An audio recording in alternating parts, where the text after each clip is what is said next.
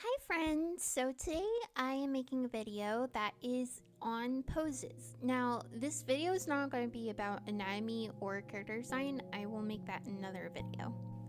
What people say to do is to angle your shoulders and hips to give your poses more dimension, and I like drawing figures like this because you can draw it from the back, you can draw it from the front, but also having noodle arms and legs has a lot more freedom versus trying to draw each circle for the joints and getting caught up with proportions and functionality.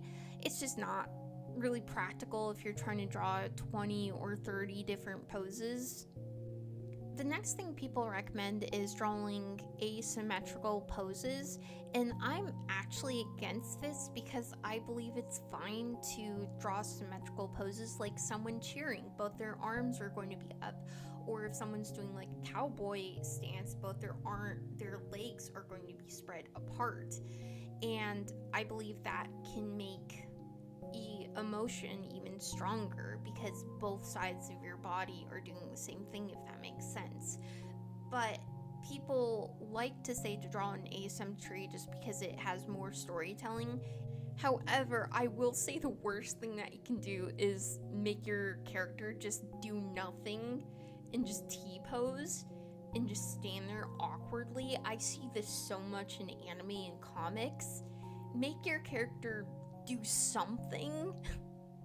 Next is you want a distinct silhouette because that's how our brains are able to differentiate things by shape. So when you can't tell the shape, then you can't tell what the thing is. Personally, I like to draw a silhouette first and then I'll draw a sketch on top of it because it's easier to be able to draw the shape I'm trying to versus trying to guess if everything's just black and white. It helps me be able to tell the background from the foreground. Something else you can do is draw the hands first before the arms because hands are one of the most expressive body parts we have and can tell a lot about someone. And also, you're going to be moving the hands around a lot. If you draw the arms first, it's just going to be harder to have to erase and then redraw and then erase again. Something else that I don't see talked a lot about is wind itself.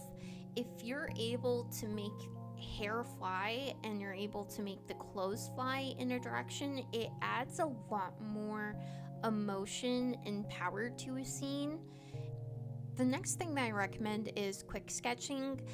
I believe people don't like this because not everyone has fun drawing realistic people, but also being timed to draw something under 30 seconds can be stressful, and not everyone wants to be stressed when they're drawing. It's already enough.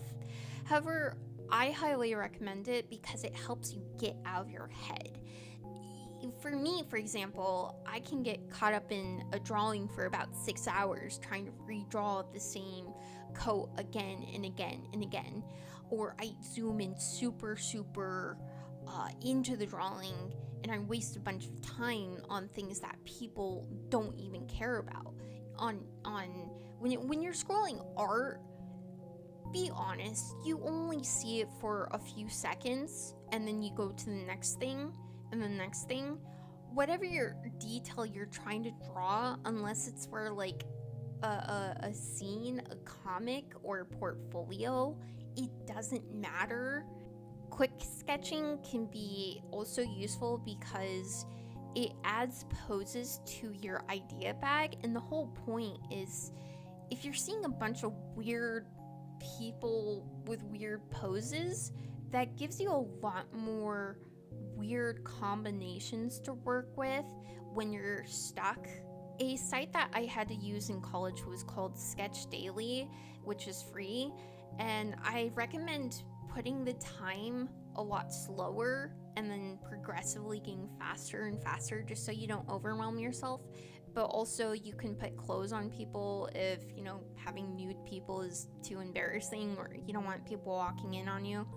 The next site that I recommend is Pinterest, because you want to keep adding poses to your idea bag, so whenever you do get art block or you're experimenting, you can just pull from your idea bag and have like combinations. And I'm just going to say, anyone who says you can't use references, it's cheating, is an idiot. So yeah, don't listen to those people.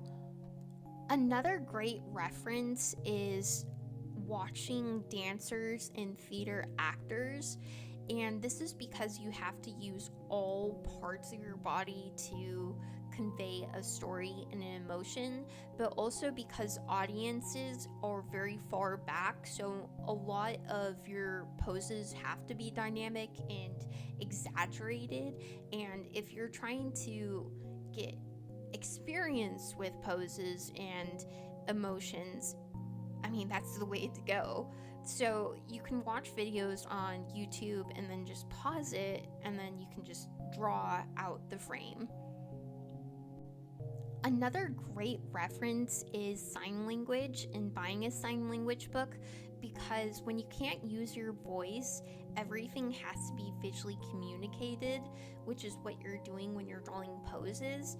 Unfortunately, you can't learn how to express yourself through your body overnight. This is something that is done through trial and error with poses and learning how to express yourself through your art and through your body.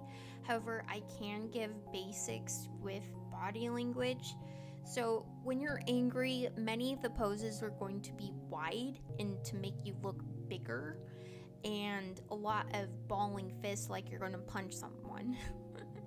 And then when you're scared, usually you're going to look like you're protecting yourself. You're getting smaller and ready to get prepared to be punched. So a lot of times your arms will be over your body and you'll be scrunched in to protect yourself. And then when you're happy, it looks like you're trying to shower everyone with confetti. So it's going to be very bouncy, like you're jumping. A lot of your focus is going to be up. So arms are going to be up, legs are going to be up. You're going to literally look up. And then when you're sad, everything is pulled down.